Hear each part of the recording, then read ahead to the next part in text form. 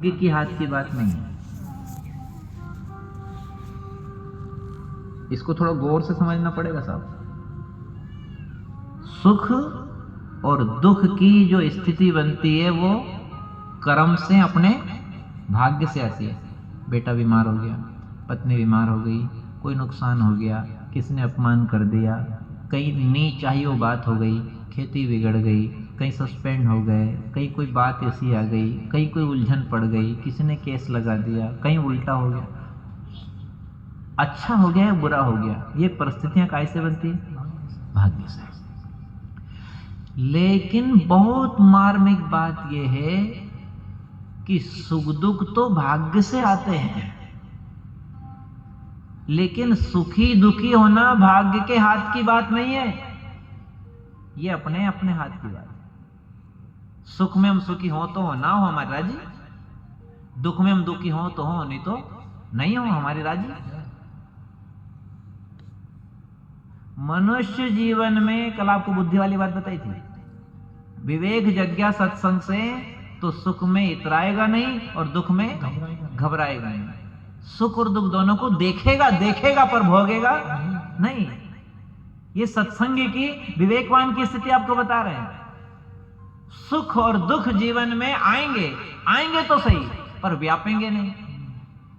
जैसे किसी बहू को सासू ने कुछ कह दिया और या उसको दुख दिया, तो बहू को दुख व्यापता ही नहीं।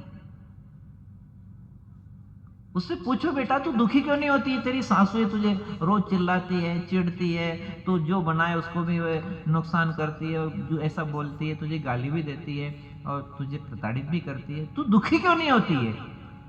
तो बहू बोली कि मैं क्या करूं, मैंने सत्संग किया है, भगवान की कथा सुनी है, मैंने गुरुवाणी सुनी है, मैं इस बात को समझ चुकी हूं कि सुख और दुख मेरे कर्म के फल हैं, ये आएंगे ये आएंगे, लेकिन सुखी दुखी होना कर्म का फल नहीं है, अपने हाथ का फल है। तो मेरे हाथ की बात है, मैं दुखी क्यों हूं?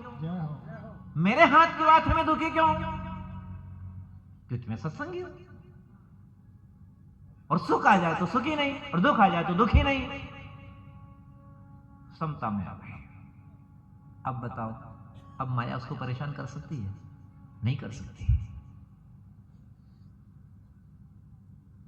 और गहरी सुनो, आज बहुत बढ़िया बढ़िया बातें आ रही है, जितना आप शांति सुनोगे ना उतनी अच्छी अच्छी बातें आपको बता देंगे।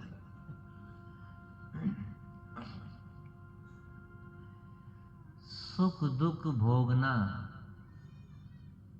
पशु पक्षियों का काम है। सुख दुख भोगना, सुख में सुखी होना और दुख में दुखी होना जानवरों का काम है। मनुष्य का काम क्या है? मनुष्य का काम यह है कि सुख आ जाए तो सुख को बांटना, सुख आ जाए तो सुख को बांटो सब में, और दुख आ जाए तो अब उलझे आप। उलझने के लिए नहीं बिठाया आपको यहां में, सुलझो आप। जीवन में सुख आ जाए तो बांटो, हंसो, सबको हंसाओ, और दुख जीवन में आ जाए तो सुख की इच्छा समाप्त कर दो। यदि दुख जीवन में आ रहा है तो सुख की इच्छा ही समाप्त कर दो।